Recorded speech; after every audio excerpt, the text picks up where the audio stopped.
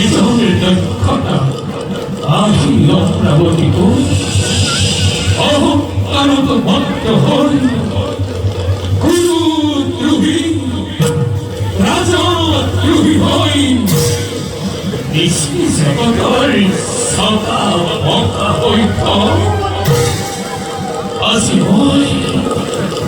রাজাভরণ রাজ ক্ষমতা সকলো এৰি রূপ ললময়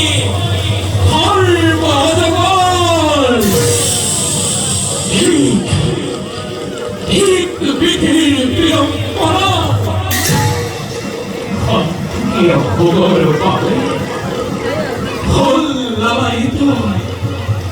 তাৰেই উপযুক্ত ফল এয়া সৃষ্টিৰ কাণ্ড